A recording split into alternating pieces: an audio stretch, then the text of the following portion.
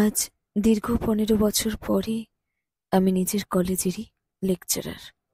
প্রথম দিন practical class করাতে 3তলার ল্যাবে আসতেই লম্বা করিডরটা দেখে বুকটা থেকে একটা দীর্ঘশ্বাস বেরিয়ে আসে আমার।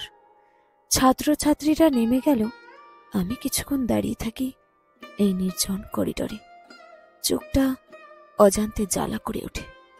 কলেজ জীবনের কত মধুর স্মৃতি, আর সেই সঙ্গে এক তীব্র কষ্টের অনুভূতি এই করিডরটা জুড়ে।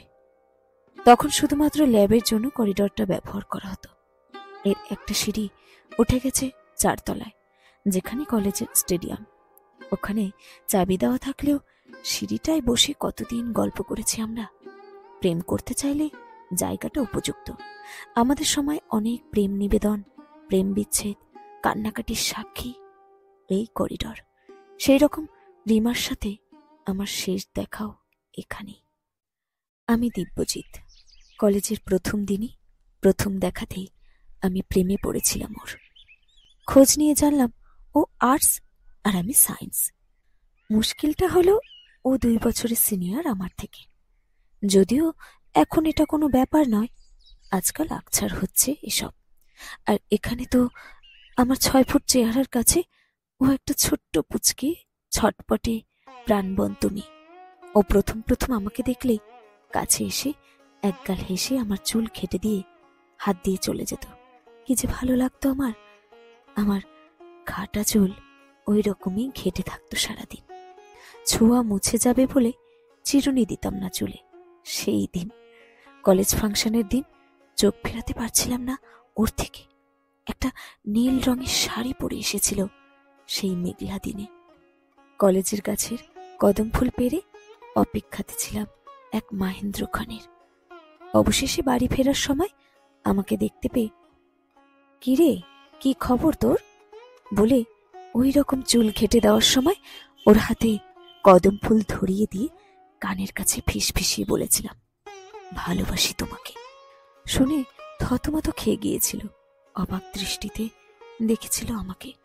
তারপর নিজেকে সিনিয়র প্রমাণ করার তাগিদে দিদি বলবি আমাকে বলে কান মুলে দিয়েছিল জোরে। কিন্তু আমি নাছোড় বান্দা, খুব যাচাযাচি করত ভাই বানানোর জন্য। আমি কাছে এসে ওর দিকে তাকিয়ে ইশারা করে হাসলে ও আমার কাছে এসে কান মুলে দেওয়ার বৃথা চেষ্টা করত, নাগাল না পেয়ে। মুখে বলতো, সিনিয়রদের সাথে ফাজলামি হচ্ছে, বাচ্চা ছেলে, বল দিদি বল। আমি ওর ছটপট করা হাতটা ধরে ওর দিকে এক দৃষ্টিতে তাকিয়ে বলেছিলাম, কে দিদি? কোথাকার দিদি? এ জন্মে তোমার আর আমার দিদি হওয়া হবে না, কথাটা মনে রেখো। অদ্ভুতভাবে কয়েক মুহূর্ত আমার দিকে তাকিয়েছিল সেই দিন। তারপরে ও চোখ নামিয়ে নিয়ে বলেছিল, এইভাবে তাকাস না আমার দিকে। কি জানি কি ছিল আমার চোখে। অবশেষে বেশ কয়েক মাস পরে আমার জেদের কাছে হার মানল। এই করিডোরের সিঁড়িতে বসে বলেছিল, তুই খুব একগুঁয়ে রে, সব তোমার জন্য বলে মাথা নিচু করে দাঁড়িয়েছিলাম সামনে। সেদিন কাছে টেনে সেই প্রথমবার আমি তার কপালে চুম্বন দিয়েছিলাম ভালোবেসে। ভালোই কাটছিল দিনগুলো। ওর গ্র্যাজুয়েশন শেষ হলো, ফলে কলেজ ক্যাম্পাস বা করিডরে প্রেম করার দিন শেষ। নন্দনের সামনে দুইজন ঘুরতে ঘুরতে হঠাৎ একদিন ওর মায়ের সামনাসামনি। ওর মায়ের সাথে আলাপ করলাম। উনিও আলাপ করলেন ঠিকই, কিন্তু দেখলাম আমাকে কেমন যেন অবাক দৃষ্টিতে দেখছেন। আমি জানি আমি যথেষ্ট হ্যান্ডসাম, মানে লোকে বলে আর কি। ভালো স্টুডেন্টও। জীবনে দাঁড়াবার যেটুকু সময় লাগবে ওইটুকুই। এমনি কোনো সমস্যা তো নেই, সেই জন্য ওসব নিয়ে চিন্তা ছিল না আমার। কিন্তু ওনাকে দেখে বুঝলাম কি এক অবিশ্বাসের দৃষ্টিতে আমাকে মেপে নিচ্ছেন যেন। সেদিন বাড়ি ফেরার পরে উনি আমাকে ফোন করে আমার বাবার পরিচয় জানতে চাইলেন। তারপরে ওর মা বেঁকে বসেছিলেন হঠাৎ অদ্ভুতভাবে। মেয়েকে কিছুতেই আর দেখা করতে দেয়নি আমার সাথে। ফোন নিয়ে নিয়েছিলেন, যোগাযোগ বন্ধ করতে বলেছিলেন। কারণটা জানা নেই আমার। আমাকে ভালোবাসার অপরাধে রিমা তার মায়ের মরা মুখ দেখবে। মেয়েকে এই শপথ দিয়ে অনেক দূরে এক বড় ব্যবসায়ী ছেলের সাথে বিয়ে দেওয়ার বন্দোবস্ত করেছিল ওর বাবা মা। আমি অনেক কষ্টে বন্ধুদের সাহায্যে যোগাযোগ করে দেখা করতে চেয়েছিলাম। বলেছিলাম এইভাবে আমাদের সম্পর্ক শেষ হতে কিছুতেই দেব না আমি। কিন্তু বন্ধুদের কাছে শুনেছিলাম রিমাও কেমন যেন বদলে গেছে। আমার সম্পর্কে কোনো কথাই শুনতে চায়নি ওদের কাছে। উল্টে বলেছে আমার প্রতি নাকি কোনো আগ্রহ তার আর নেই। খুব অবাক হয়েছিলাম, এটা কি হতে পারে? কিছুই বুঝিনি কি হলো হঠাৎ। কিন্তু আমিও যে নাছোড়বান্দা, দেখা না করলে ওর বাড়িতে চলে যাব শুনে অবশেষে ওর কি মনে হয়েছিল রিমা লুকিয়ে শেষবারের মতো দেখা করেছিল সেদিন কলেজ করিডরে। আমি স্থির ছিলাম এই ভেবে, একবার দেখা করলে যে কারণে এরকম করুক না কেন, যাই হোক না কেন, রিমাকে আমি কিছুতেই আর দূরে যেতে দেব না, ঠিক মানিয়ে নেব, এটুকু বিশ্বাস আছে। সেই মনের জোরে বছরের প্রথম কদম ফুল নিয়ে অধীর অপেক্ষাতে ছিলাম রিমার জন্য। দূর থেকে দেখলাম রিমা আসছে। সেই ছটফটে মেয়েটার হাঁটা চলায় স্পষ্ট বুঝলাম ভীষণ কষ্টের একটা চরম ক্লান্তি যেন। বুঝলাম কি এমন কারণ থাকতে পারে যে রিমা নিজেকে এইভাবে দূরে সরিয়ে নিচ্ছে কষ্ট পেয়েও। আমাকে দেখে রিমা মৃদু হাসতে গিয়েও মুখ গম্ভীর করে রইল। কাছে গিয়ে অনেকবার জিজ্ঞাসা করলাম, কি হয়েছে? আমরা বিয়ে করে নিই, চলো, তারপর যা হবে দেখা যাবে। রিমার চোখ তখন জলে ছলছল। অন্যদিকে মুখ করে বলেছিল, তা কোনোদিন সম্ভব নয়।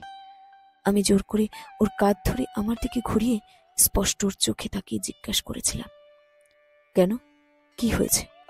আমার কি দোষ সেটা বলো।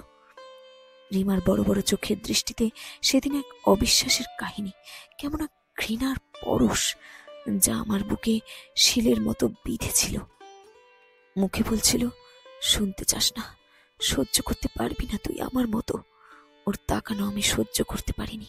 ওর কথা শুনে মুহূর্তে কোনো অজানা কারণে যেন বুঝতে পেরেছিলাম পারবো না, ওকে আটকে রাখতে পারবো না আর। পারবো, পারবো, বলো আমাকে, বলো। জোর করে ওকে বুকে জড়িয়ে ধরতেই ও হু হু করে কেঁদে ফেলেছিল।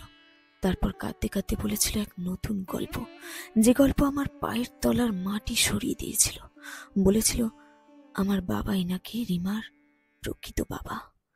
এরপরে আমার বাবা অন্য রাজ্যে চাকরি করতে গিয়ে রিমার মায়ের সাথে কোনো যোগাযোগ রাখেনি, এমনকি বিয়ে করতে অস্বীকার করেছিল রিমার মাকে।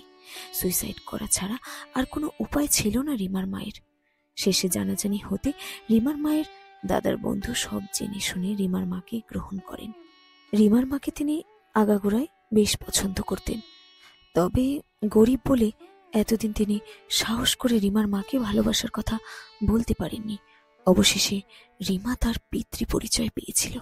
অতএব রক্তের সম্পর্কে আমরা দুইজন তাহলে ভাই বোন।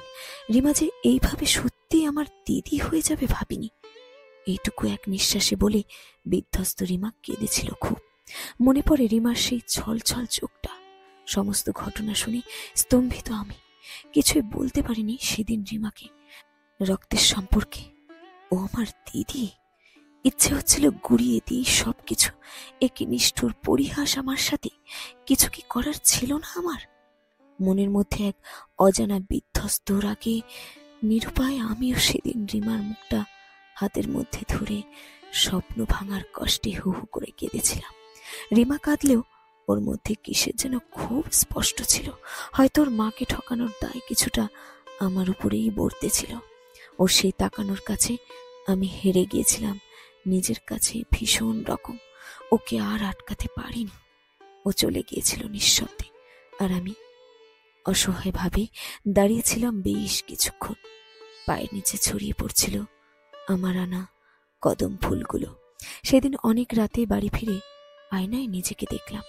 অনেকেই বলে আমি আমার বাবার একদম জেরক্স কপি, বাপকা বেটা। এই জন্য কি সেদিন রিমার মা আমাকে দেখে নিজের অতীত সামনে দেখতে পেয়েছিলেন? কিন্তু আজ এই বাপকা বেটা কথাটা কেমন যেন নিজেকেই পরিহাস করার মতো। আমি কখনোই বাবার মতো কাউকে ঠকাতে পারবো না এইভাবে। এরপরে অনেকবার রেগে বাবাকে বলতে গেছি কেন উনি এমন অন্যায় করেছেন, কিন্তু পারিনি। শুধুমাত্র মায়ের জন্য। বাবার প্রতি মায়ের বিশ্বাসটা নষ্ট হোক মন চায়নি। অতীতের কথা জেনে মা কষ্ট পাক, এটা ইচ্ছে হয়নি। তবে বাবার সাথে এক অদ্ভুত দূরত্ব তৈরি হচ্ছিল আমার। বাবাও আমার এড়িয়ে যাওয়া ব্যবহারে অবাক হয়ে তাকাতো শুধু আমার দিকে। একমাত্র ছেলের হঠাৎ এরকম অকারণ দূরে সরে যাওয়া তিনি কিছুতেই মেনে নিতে পারতেন না। অসহায়ভাবে অনেকবার কথা বলতে চেয়েছিলেন আমার সাথে। একদিন মায়ের অনুপস্থিতিতে বাবা আমার ঘরে এসেছিলেন জানতে কি এমন হয়েছে। আমি শুধু জিজ্ঞেস করেছিলাম, জীবনে কাউকে কি কখনো ঠকিয়েছ বলে রিগ্রেট ফিল করো? উনি স্তম্ভিত হয়ে চোখ নামিয়ে নিয়েছিলেন সেদিন। বুঝতে পেরেছিলেন নিশ্চয়ই। এরপর ওনাকে একদম চুপচাপ হয়ে দ্রুত শরীর ভাঙতে দেখেছিলাম। সেই সঙ্গে আমাদের মানসিক দূরত্ব বাড়ছিল ক্রমশ। সেই মনোকষ্ট নিয়েই বাবা মারা গেছেন গত বছর। কেন জানি না কিছুতেই বাবাকে ক্ষমা করতে পারিনি।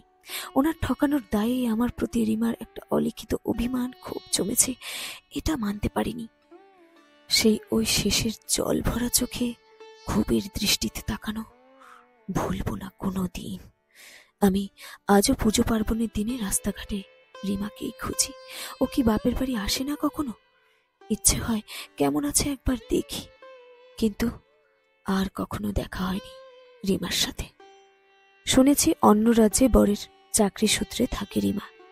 আমার ধরাছোঁয়ার বাইরে হয়তো নয়, কিন্তু আমি আর বিব্রত করতে চাইনি। ওকে দিদি হিসেবে মেনে নেওয়া কখনো সম্ভব নয় আমার পক্ষে। পায়ে পায়ে তিনতলায় করিডোরে একটু এগোতেই দেখলাম সিঁড়িতে একজোড়া প্রেমিক প্রেমিকা। ছেলেটির হাতে কদম ফুল। কিছু বলতে গিয়েও বললাম না, সরে এলাম আড়ালে। মেয়েটি তার প্রেমিকের কাঁধে মাথা দিয়ে হু হু করে কাঁদছে। ফুলে ফুলে উঠছে পিঠটা। পিছন দিক ঠিক রিমার মতো। জানি না কি কারণে ওদের এই কষ্ট। রিমার মুখটা আবার ভেসে উঠল। মনে মনে প্রার্থনা করলাম, ভালোবাসার স্বপ্নপূর্ণ হোক ওদের।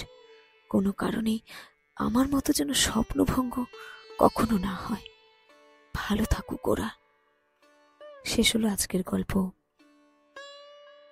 প্রথম কদম ফুল, কলমে ঝুম্পা মণ্ডল।